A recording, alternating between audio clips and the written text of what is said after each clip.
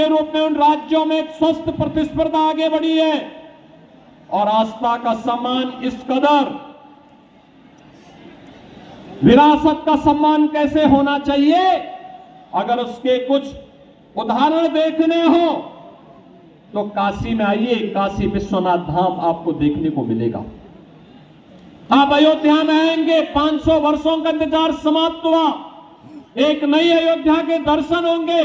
हर व्यक्ति अभिभूत होता है जब अयोध्या जाता है, उसको लगता है जैसे त्रेता युग में भगवान प्रभु राम के उस समय के अयोध्या का दर्शन कर रहे हैं। अयोध्या में वह स्थिति आज हम सबके सामने है।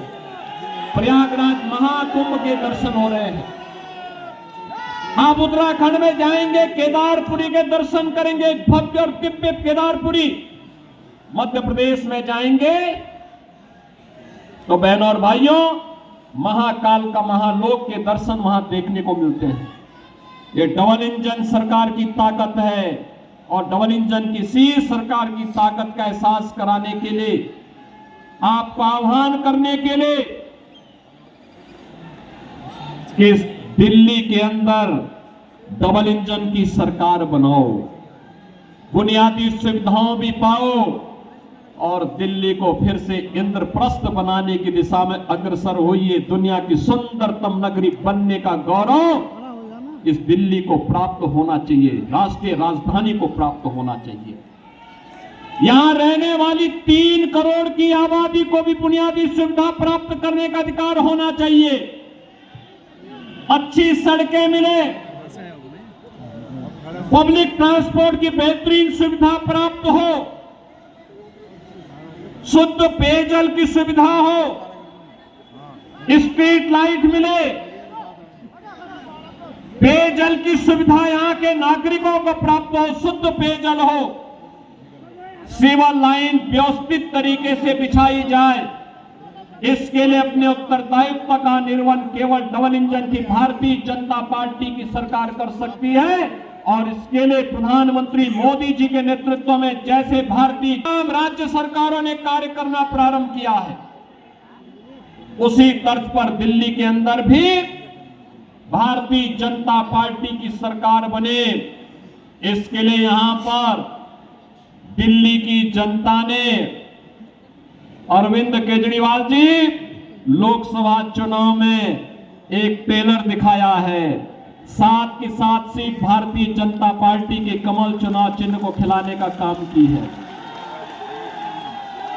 याद करिए, लोकसभा बड़ी होशियारी के साथ गढ़ने वाला व्यक्ति है और पिछले 10 वर्षों में दिल्ली की जनता को कैसा झूठों वायदे करते करते उन्होंने दिल्ली को नरक बना दिया है। और दिल्ली के आम आदमी पार्टी की सरकार के कारनामों का पाप आज उत्तर प्रदेश के मथुरा वृंदावन जैसी पावन नगरी और आगरा जैसी पर्यटन नगरी को ही भुगतना पड़ रहा है। जब यमुना जी का पानी यही दिल्ली में एक नाले में तब्दील हो जाती है, नमामि गंगे परियोजना के माध्यम से एक और गंगा के पानी को प्रधानमंत्री मोदी जी के विजन के कारण, उनके नेतृत्व में अविरल और निर्मल उत्तर प्रदेश के अंदर बना दिया गया।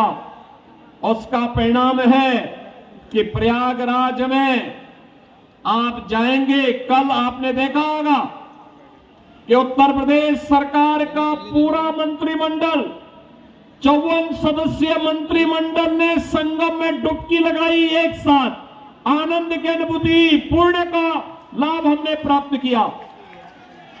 इसलिए क्योंकि अब प्रयागराज में मां गंगा का जल बहुत शुद्ध है। त्रिवेणी में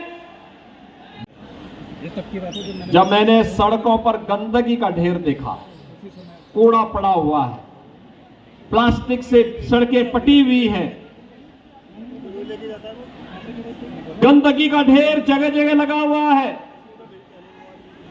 गंदगी के बड़े बड़े पहाड़ दिखाई दे रहे हैं, सीवर लाइन सड़कों पे बह रही है। इसको बोलूं? और दिल्ली, क्या नाम है? अभी तो ये जनवरी चल रहा है, आप देखना फरवरी के बाद जब पेयजल का संकट आता है, टैंकर माफिया यहां पे हावी होगा, तब का क्या दृश्य होता है। बहनों और भाइयों, ये दुर्गति करने का सबसे बड़ा अपराधी कोई है तो और कोई नहीं, अरविंद केजरीवाल नाम का जीव इसका सबसे बड़ा अपराधी है, सबसे बड़ा अपराधी है। बहनों और भाइयों, यहां झूठ बोलने की एटीएम है, बिजली दे रहे हैं। बहनों और भाइयों, दिल्ली की बिजली सबसे महंगी बिजली है और 24 घंटे बिजली नहीं मिलती है। मैं आपसे कहना चाहिए, आपका गाजियाबाद तक की पूरी बिजली पश्चिमांचल विद्युत वितरण उत्तर प्रदेश पावर कारपोरेशन करता है। बिजली मिलती है 5 रुपये 24 पैसे पर यूनिट और दिल्ली में बिजली का रेट है 9 रुपये से लेकर 10 रुपया।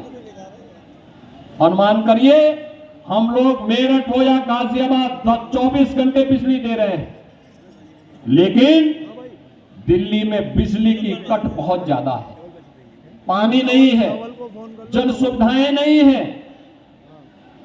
लेकिन इन्होंने बांग्लादेशी घुसपैठियों की मदद से यहां पर इनके पार्षद और इनके पदाधिकारियों ने मिलकर के 2020 में किस निर्ममता के साथ दंगा करवाने का काम किया था, कैसे शाहीन बाग में इन्होंने अराजकता और गुंडागर्दी करने का काम किया था।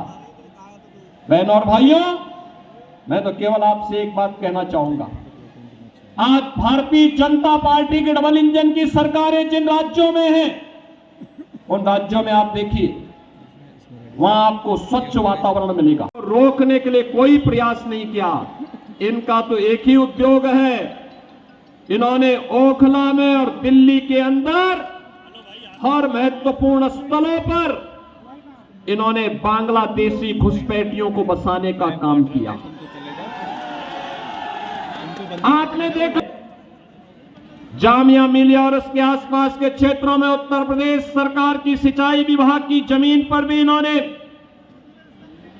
इनके विधायकों ने, इनके पदाधिकारियों ने, इनके पार्षदों ने बांग्लादेशी घुसपैठियों को बसाने का काम किया था।